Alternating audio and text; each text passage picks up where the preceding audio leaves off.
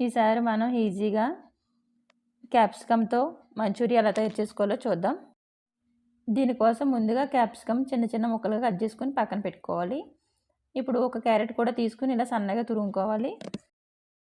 ఇప్పుడు దీంట్లో సన్నగా కట్ చేసుకున్న పచ్చిమిర్చి, చిన్నగా కట్ చేసుకున్న కొత్తిమీర, కొద్దిగా జీలకర్ర పొడి, కొద్దిగా ధనియాల పొడి, కొద్దిగా గరం మసాలా, రుచికి సరిపడగా ఉప్పు,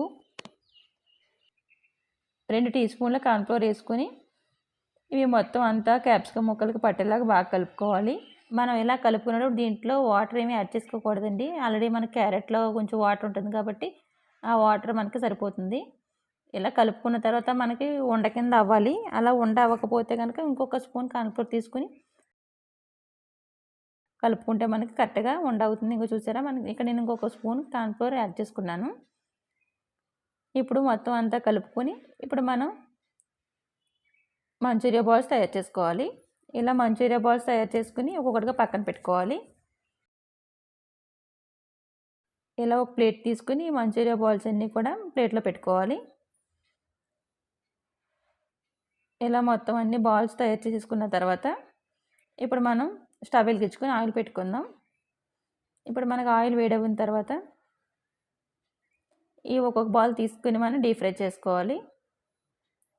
ఇవి డీప్ ఫ్రై చేసేటప్పుడు మనం ఆయిల్లో పెట్టకుండా సిమ్లో పెట్టుకుని చేసుకుంటే మనకు లోపల వరకు బాగా కుక్ అవుతాయండి ఇవి.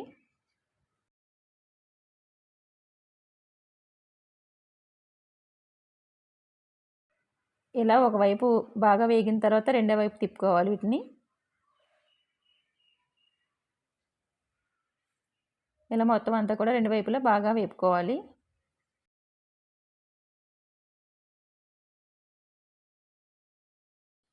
ఇప్పుడు రెండు వైపులా బాగా వేగిన తర్వాత వీటిని వేరే ప్లేట్లోకి తీసేసుకొని పక్కన పెట్టుకోవాలి.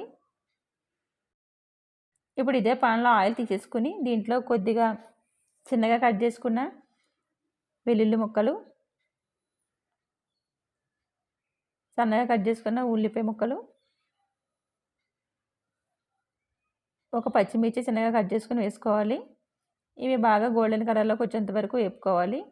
ఇలా వేపుకున్న దాంట్లో కొద్దిగా టమాటా సాస్, కొద్దిగా సోయా సాస్ వేసుకుని కొంచెం వాటర్ కూడా వేసుకుని ఒకసారి మొత్తం అంతా బాగా కలుపుకోవాలి.